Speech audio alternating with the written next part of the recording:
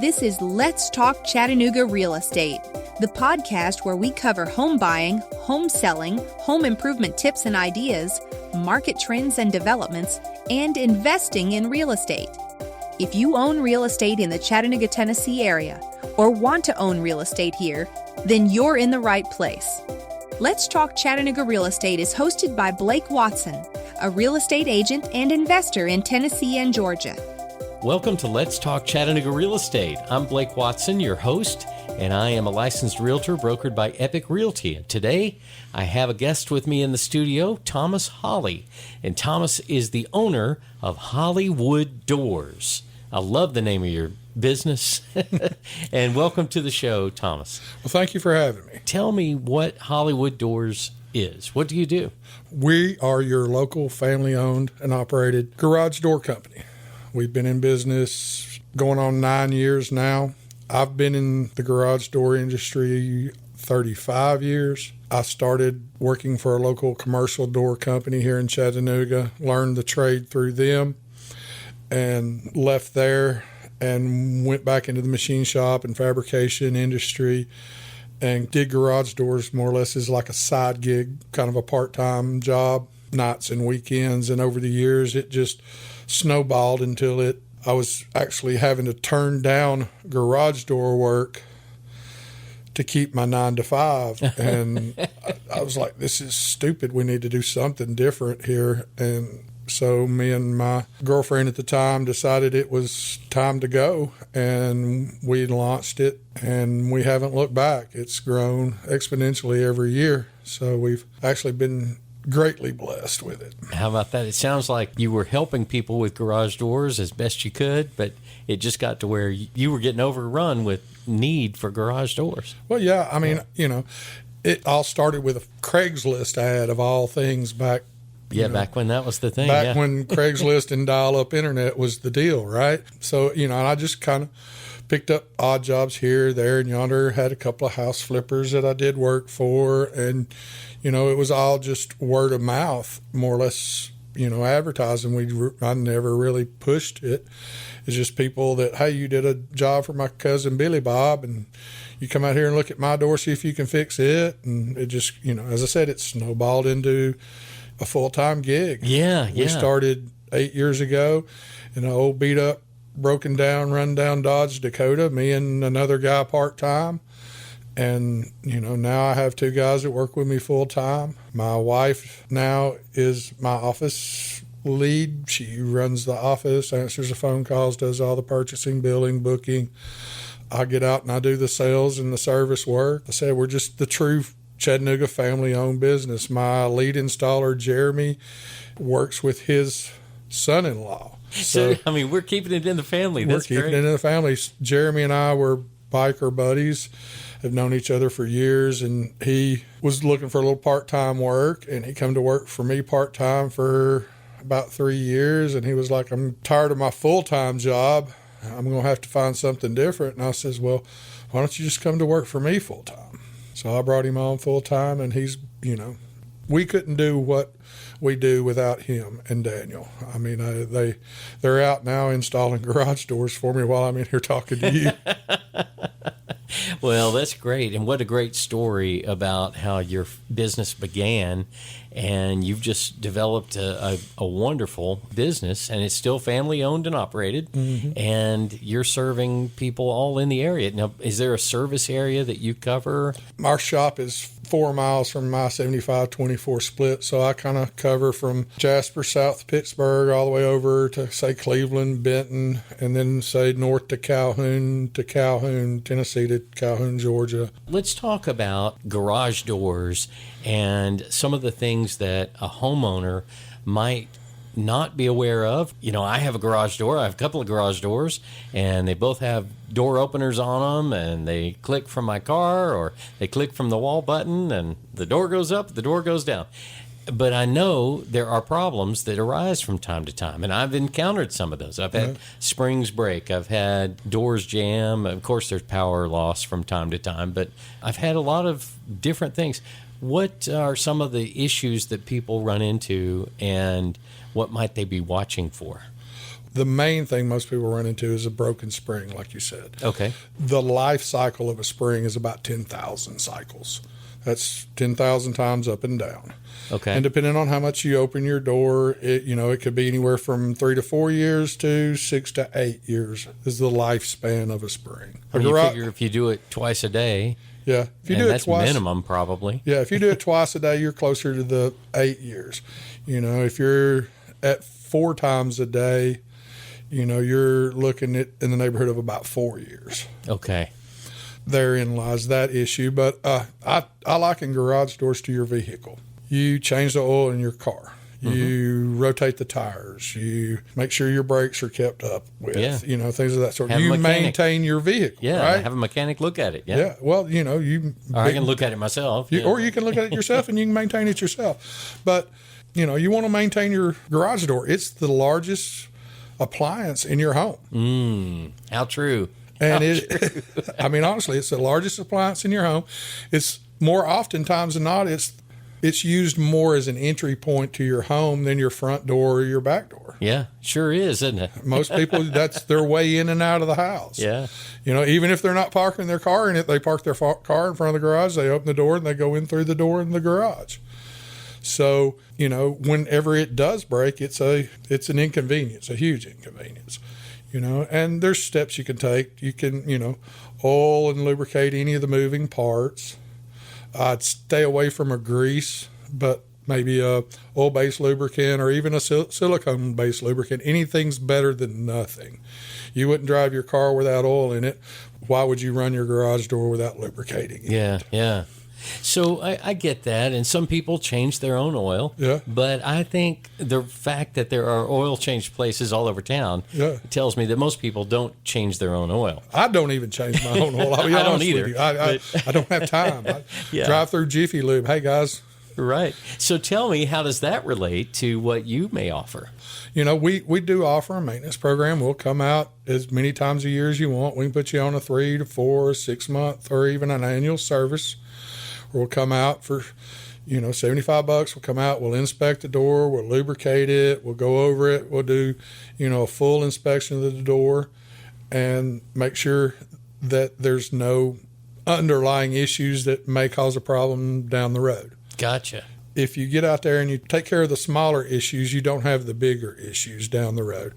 I've seen where people have neglected to lubricate a door and the bearings lock up, and then they override the force settings on the operator by holding the button in, and they end up tearing the door up. Now, the operator is that garage door opener that I'm talking about, right? The garage door opener. The technical term is the operator. Okay. Technical term is operator, opener, motor. We get called everything. I'm sure. If your opener does not want to open the door or close the door, 9 times out of 10, there's an issue. So go over there and look the door over. You may have a cable off. You may have something binding up. You may have a broken spring. If you press and hold that door or that motor down with a broken spring, you're going to end up tearing the top section out of your garage door.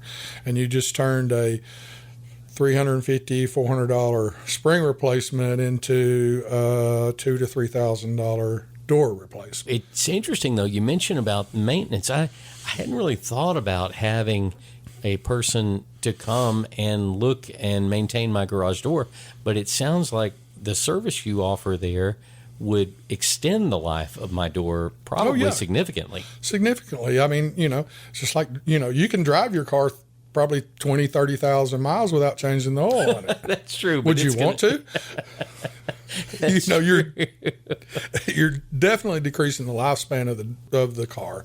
And, not maintaining the door can definitely decrease the lifespan of it.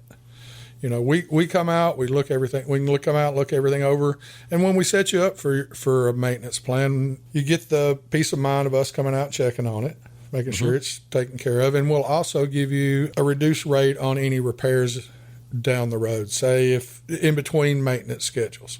Okay. Say if you have a spring break during the maintenance schedule, you're not going to get charged the full service charge. You're only going to get charged half of it because you're one of our quote-unquote preferred customers. You're on our maintenance plan. Gotcha. So I mean, you know my door already. I know your door, and I should, I can't tell when a spring's going to break. Sure. They do.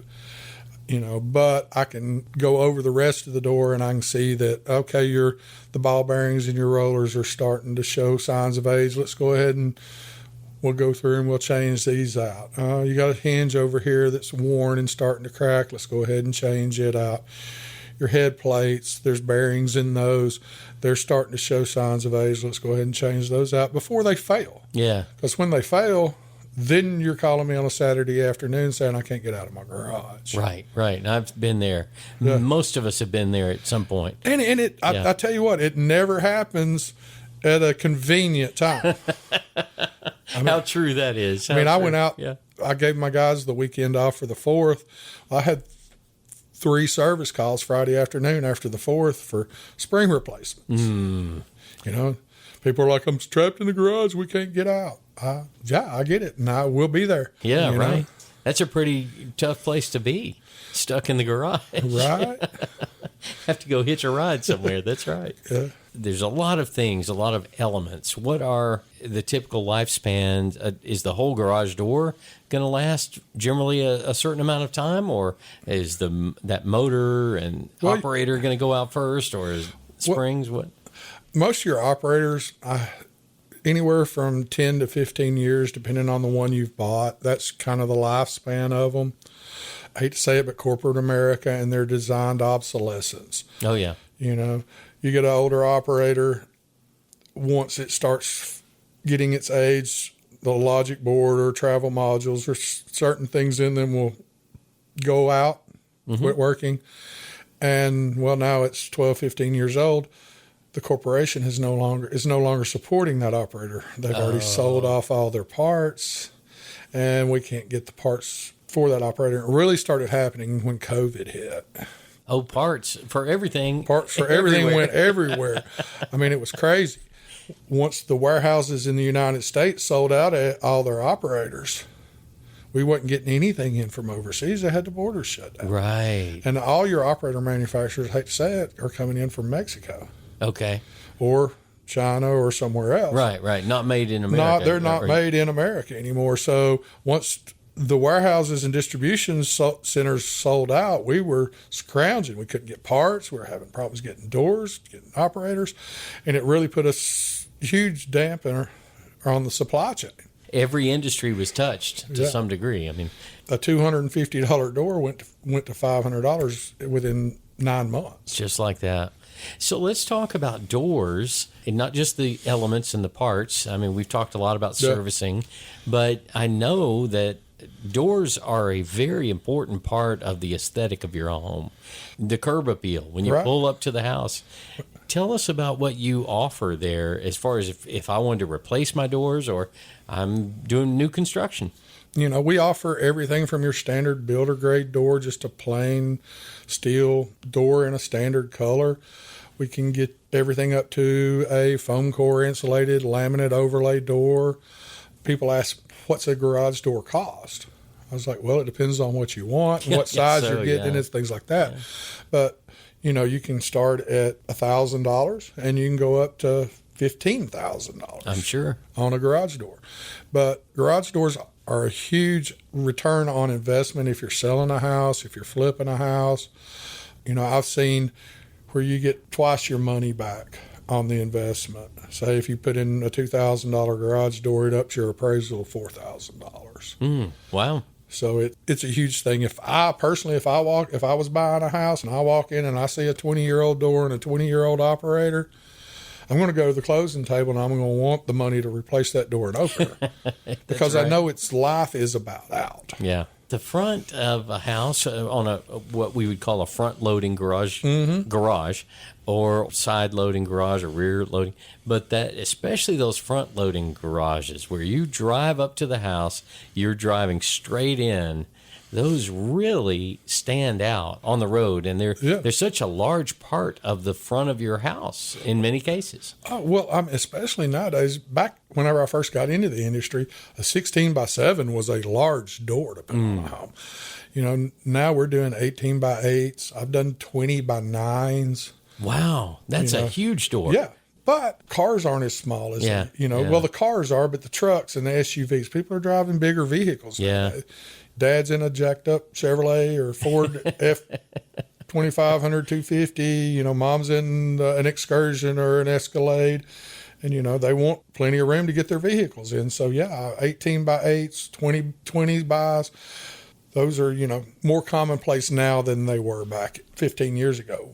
That footprint on the front of your house, if it's just a plain Jane white door, okay, but you can get a laminate overlay door which looks like a barn style carriage door. People say, well, that's a lot of money to put into a garage door. Yes, it is, but it's a lot of money you're putting into your home. Right. And the appearance of your home. And the appearance of your home, and it's going to be, added value into the home whenever you go to sell it. Yeah, you mentioned earlier insulated garage doors. I guess that would help with the temperature in the garage, but are there other reasons to have insulated garage doors? Well, yes. First, the noise level. Yes, it does dampen the noise down a good. If you have just a regular steel pan door, they're loud, they creak, they pop, they moan, they groan. Even if you just go to a styrofoam insulation, it quietens them down significantly. Now, if you have living space above the garage door, that's a no-brainer. Right. Somebody's upstairs above the garage. They don't want cold floors in the winter, and heat rises in the summer, folks. Yeah. It's, and I say you can pay me once or you can pay the electric company every month. That's a good point right there. Why not just have better insulation on your garage door? That'll help your whole house. Well, I had a lady out in Trenton I worked on. She had 2 old wooden doors, had a 2-story home with a full basement, 3-floor home. The basement was completely open. The only thing in the basement was a staircase going up to the house, up into the first floor. No insulation in the floor. Had 2 old wooden doors in the end of the garage, and no weather sealed, anything like that. And I replaced broken glasses and pulleys and cables and springs on her door over the years, and I kept trying to tell her, I said, you need to upgrade to some insulated doors. They'll save you money. They'll save you money. They'll pay for themselves. Oh, I just can't afford it. It's like, you can't afford not to. Oh, well, I just can't. I was like, okay. Well, one night she calls me, my daughter backed into one of my doors, so you get your wish. I was like, ma'am, I never wished this on you. Right. You don't want anything like that happening. I don't want anything like that to happen to you at all. But she's like, go ahead and order me some insulated doors. I was like, I got you. So we showed up a week, 2 weeks later, installed her doors for her. 3 months later, she calls me back. She said, I wish I'd have done this 3 years ago. Oh, wow. She said, I'm saving $80 a month on my electric bill. $80 a month? $80 Wow, $960 a year. Yes. That's amazing. In 2 years, a little over 2 years, the doors paid for themselves. Yeah. Plus, I'm sure the comfort level in the house was much better. She said my floors are staying warm in the winter and cooler and cooler in the summer, and not having all that hot air. She lives right there on the river, just near, if anybody's familiar with there, where the old Catfish House was. Oh, yeah. And the wind would whip down that valley there. It hit the end of that house, and the wind was just blowing right in through the doors. Oh, it'd come right in. Now, I have seen some really newfangled stuff with these garage door openers, those operators. I have seen Wi-Fi enabled operators. I know there's a lot of technology going into some of them. Yeah. Can you just talk a little bit about some of that? Yeah, I mean, your days of your standard manual limit logic operators are pretty much gone. There's a couple of manufacturers out there that are still making them, but for the most part, they're even phasing those out now. Everything's going to a digital type logic operator. Most of them have a app controlled function to them, to where download an app to your phone, you can open and close them remotely. Me and my wife were on vacation in Alaska, and my neighbor calls me, says, "Hey man, my hedge trimmers just quit working on me. Can I borrow yours?" And I was like, "Yeah." I said, "Walk over to the garage." He walked over to my garage. I opened the door. He walks in, gets them. I close the door behind him. I'm in Alaska. He's in Ringgold. And, you get text alerts if someone opens the door. Yep. Say if you leave, forget to close the door behind you. Get down the road, 20 minutes later, the operator's going to be like, "Hey, boss, you forgot me." Yeah. And you can close it. My installer had 2 girls at home and kind of latchkey kids coming and going from school. and he would have them enter through the garage door with the keypad. Each one of them had their separate code. Yeah. So whenever they got off the bus, they come to the house, they enter their code. They know he knows which kid come home and come home when. Right. Knows when if they go out the door, they know because they shut the door behind them.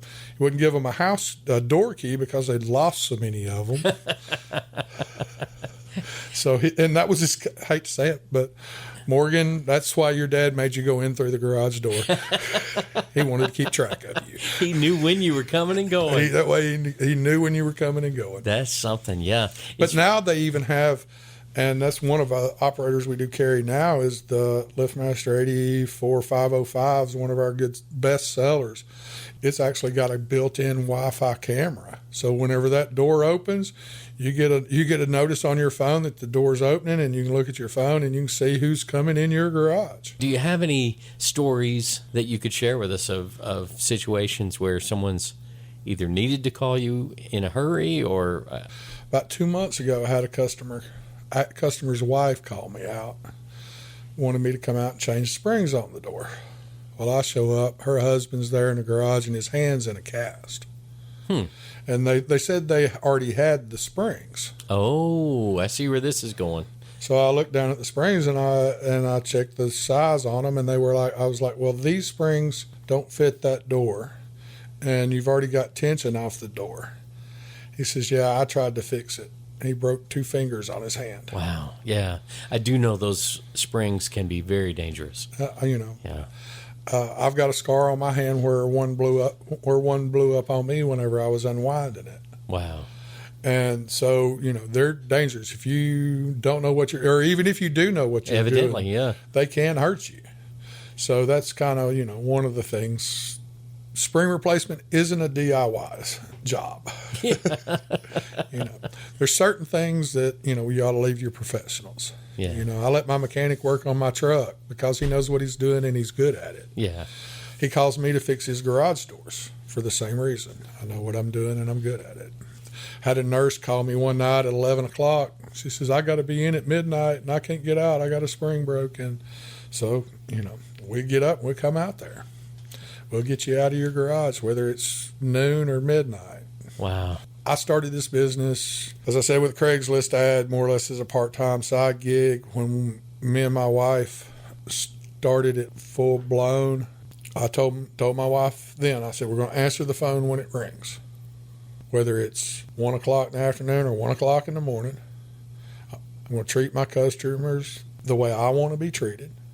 I want to give them a good product at a fair price. I want to retire one day. I just don't want to do it off your job. And be there. Answer the phone. If we say we're going to be there at 2 o'clock, I want to be pulling up in the driveway at 1:55. If I'm not there, I'm on the phone saying, hey, we're caught in traffic. I'm 10 minutes out, 15 minutes out, da-da-da-da. Yeah. That kind of separates us from the others. Yeah, it sure does. When you call Hollywood Doors, you either get my wife or me. You don't get an answering service. You don't get somebody that says, well, the owner will call you back, and then he doesn't. Because there's a few companies out there that do that. Sure. Well, Thomas, it's been great having you on the show today. I've learned a lot about garage doors, and I think you've given us some great insight, particularly about maintenance and taking care of our garage doors. How could someone reach you if they need to either get your service going or they've got a problem? We're really easy to find. You can call us on the phone. Is the best way to get a hold of us. Is our office line's 423-645-7147. You can reach us online at hollywooddoors.net. We have a Facebook page, Facebook Hollywood Doors, and you can email us at hollywoodgarageDoorsGA@gmail.com. Well, thank you again for coming and being on the show. Well, thank you for having me, sir. And I'm Blake Watson with Epique Realty. My mobile phone is 423-315-1815 if you need to reach out to me. And my brokerage office phone is 888-893-3537. And you can find me on Facebook and LinkedIn as Blake Watson and on Instagram as Rock and Roll Blake. My website is athomechattanooga.com. And if this podcast has been helpful to you, I'm going to ask that you please share this podcast with a friend and follow this podcast so you won't miss any future episodes. And until next time, I wish you all the best in your real estate journey.